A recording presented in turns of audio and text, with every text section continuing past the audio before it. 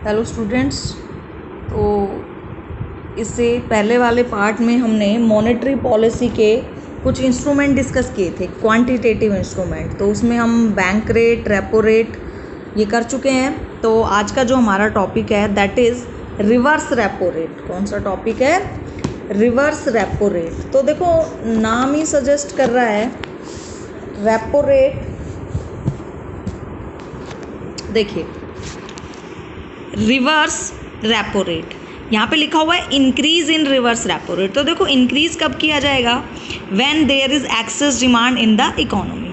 तो वही है आरबीआई, देखो या तो मनी सप्लाई को इंक्रीज करेगा या मनी सप्लाई को क्या करेगा? डिक्रीज करेगा। ठीक है, तो क्या होगा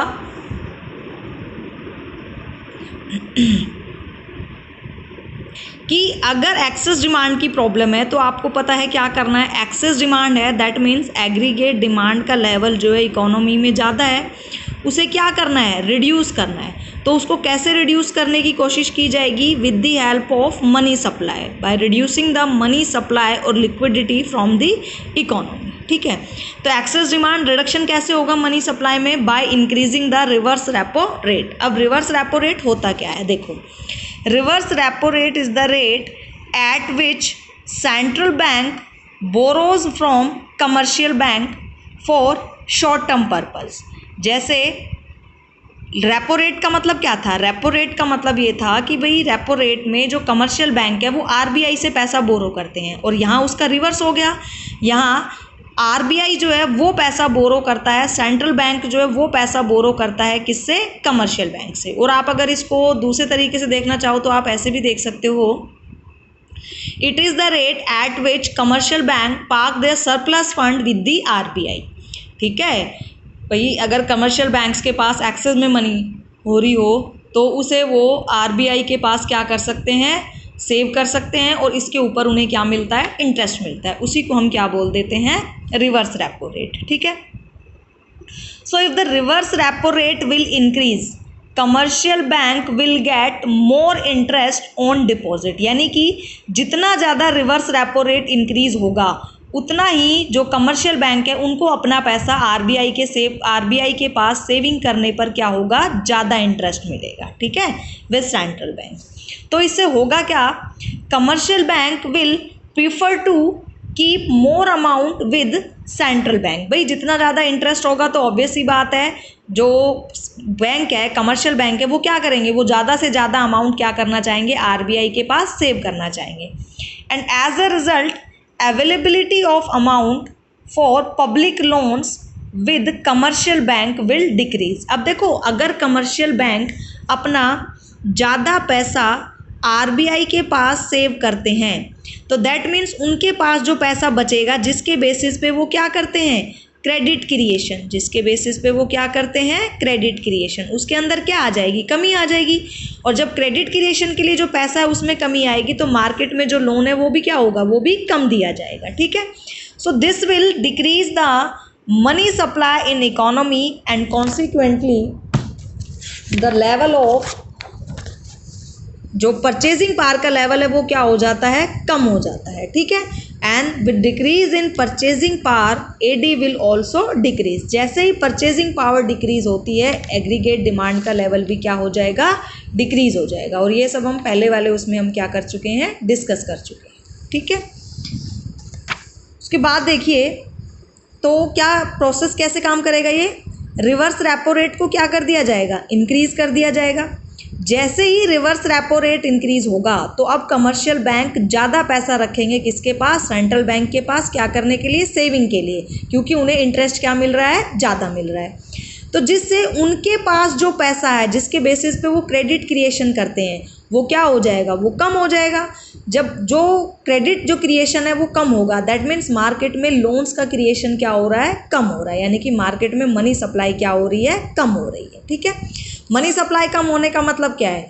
reduction in the purchasing power. और जब परचेजिंग पावर में रिडक्शन होगा तो एग्रीगेट डिमांड का लेवल भी ऑटोमेटिकली क्या हो जाएगा? कम हो जाएगा। ठीक है, अब डेफिशिएंसी ऑफ डिमांड की बात करते हैं। तो देखो डेफिशिएंसी ऑफ डिमांड में आपने देखा एक्सेस टाइम डिमांड के टाइम पे रिवर्स रेपो रेट को क्या किया जा रहा है? इंक्रीज। तो जब भी डेफिशिएंसी ऑफ डिमांड है तो देखो यहाँ पे क्या किया जाएगा, जो रिवर्स रेपो रेट है उसको क्या कर दिया जाएगा, डिक्रीज़ कर दिया जाएगा। जैसे ही रिवर्स रेपो रेट डिक्रीज़ होगा तो मनी सप्लाई क्या हो जाएगी, इंक्रीज़ हो जाएगी। हाउ, देखो इससे क्या होगा, रिवर्स रेपो रेट कम हुआ, यानी जो बैंक को जो लोन इंटरेस्ट मिल रहा था, वो जो पैसा आरबीआई के पास सेविंग की फॉर्म में रख रहे थे, वो इंटरेस्ट अब क्या हो गया, कम हो गया। और वो इंटरेस्ट कम होने से क्या होगा कि अब इंटरेस्ट कम होगा तो जो बैंक्स है वो अपना कम से कम पैसा किसके पास रखेंगे, आरबीआई के पास। और आरबीआई के पास कम रखने से क्या होगा, उनके पास जो कैश अवेलेबल होगा किसके लिए, क्रेडिट क्रिएशन के लिए। किसके लिए, क्रेडिट क्रिएशन के लिए। वो क्या बचेगा, ज़्यादा। और जितना ज़्यादा क्रेडिट क्रिएशन होगा उसका मतलब मार्केट में जो लोन है वो क्या आ रहा है, ज़्यादा। जो डिमांड है लोन की वो क्या होगी, इंक्रीज़ होगी। दैट मीन्स मनी सप्लाई क्या हो जाएगी, इंक्रीज़। और मनी सप्लाई इंक्रीज़ होने का मतलब क्या है, परचेजिंग पावर क्या हो जाएगी, परचेजिंग पावर आप लोगों की क्या हो जाएगी, बढ़ जाएगी। और परचेजिंग पावर बढ़ने का मतलब एग्रीगेट डिमांड का लेवल क्या हो जाना, इंक्रीज़ हो जाना। यही करना था, क्योंकि एक्सेस डिमांड में डिमांड का लेवल ज़्यादा होता है, वहाँ पे उसे क्या करना पड़ता है, कम करना पड़ता है, ठीक है। जबकि डेफिशिएंसी ऑफ डिमांड में क्या है, डिमांड का लेवल कम है, डिमांड का लेवल क्या है, कम। तो इसे यहाँ पे क्या करना है, इंक्रीज करना, ठीक है।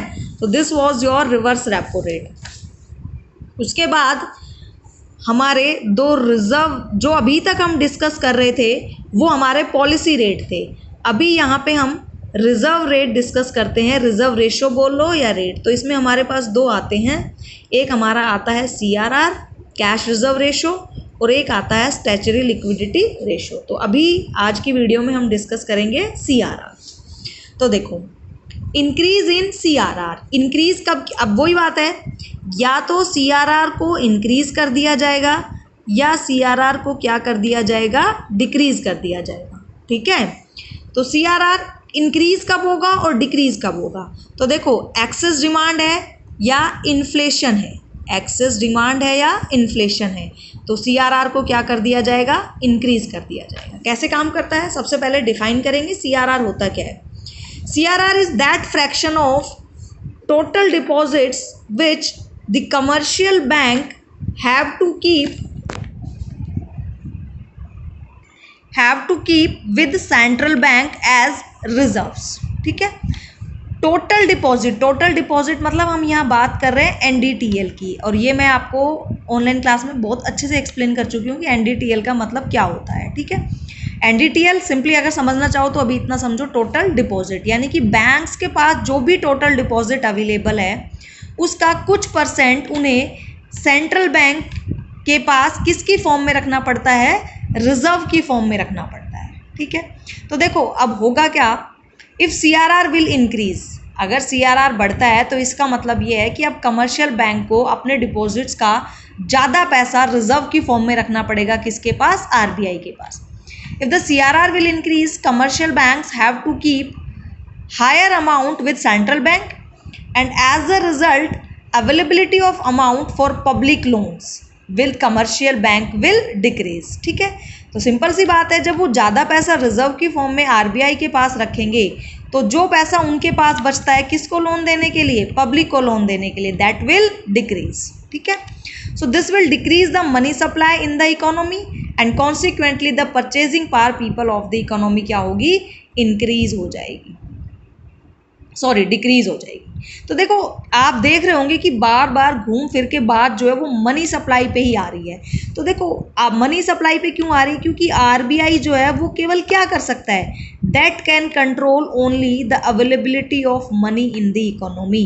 इकोनॉमी में जो भी पैसा अवेलेबल है उसको कंट्रोल कर सकता है, या तो उसको बढ़ा सकता है या उसको क्या कर सकता है, डिक्रीज कर सकता है। तो एक्सेस डिमांड पे उसको क्या करने की कोशिश करता है, डिक्रीज करने की, ठीक है। With decrease in purchasing power AD will also decrease, ठीक है। तो CRR इंक्रीज हुआ, CRR इंक्रीज होने से आपने देखा कि मनी सप्लाई क्या हो गई, डिक्रीज। मनी सप्लाई डिक्रीज होने का मतलब परचेजिंग पावर भी क्या हो गई, डिक्रीज, और कॉन्सिक्वेंटली एग्रीगेट डिमांड क्या हो गई, डिक्रीज, ठीक है। अब इसका जस्ट रिवर्स किस में हो जाएगा, डेफिशिएंट डिमांड में, क्योंकि डेफिशिएंट डिमांड का मतलब क्या है कि एडी जो है वो कम है किससे, एएस से। तो यहाँ पे एडी का लेवल कम है तो आरबीआई को करना क्या है, आरबीआई को एडी को इंक्रीज करना है, ठीक है। और इंक्रीज कब होगी, जब इकोनॉमी में मनी सप्लाई क्या हो, इंक्रीज हो, मनी सप्लाई क्या हो, इंक्रीज। तो देखो मनी सप्लाई इंक्रीज कब होगी, सीआरआर को डिक्रीज कर दो। सीआरआर डिक्रीज करने का मतलब क्या होगा, सीआरआर डिक्रीज करने का मतलब होगा कि अब बैंक्स के पास जो कैश है, ठीक है, सीआरआर डिक्रीज करने का मतलब ये है कि अब कमर्शियल बैंक्स को अपने टोटल डिपॉजिट का कम हिस्सा रिजर्व की फॉर्म में रखना पड़ेगा। कम हिस्सा किसकी फॉर्म में रखना पड़ेगा, रिजर्व की फॉर्म में। और जितना पैसा वो रिजर्व कम रखेंगे रिजर्व की फॉर्म में, उतना ही उनके पास कैश बचेगा ज़्यादा, किसके लिए, फॉर क्रेडिट क्रिएशन। किसके लिए बचेगा, क्रेडिट क्रिएशन के लिए, ठीक है। तो ज़्यादा पैसा क्रेडिट क्रिएशन के लिए बच रहा है, यानी कि क्रेडिट क्रिएशन ज़्यादा होगा, मार्केट में पैसा ज़्यादा आएगा, दैट मीन्स मनी सप्लाई क्या हो जाएगी, इंक्रीज। मनी सप्लाई इंक्रीज होने का मतलब परचेजिंग पावर क्या हो गई, इंक्रीज, और एग्रीगेट डिमांड का लेवल क्या हो गया, इंक्रीज हो गया, ठीक है। तो यहाँ पे आपने देखा कि किस तरीके से सीआरआर में कम करके आरबीआई एग्रीगेट डिमांड के लेवल को इंक्रीज करने की कोशिश करती है, ठीक है। So thanks for listening and watching, and as always God bless you all.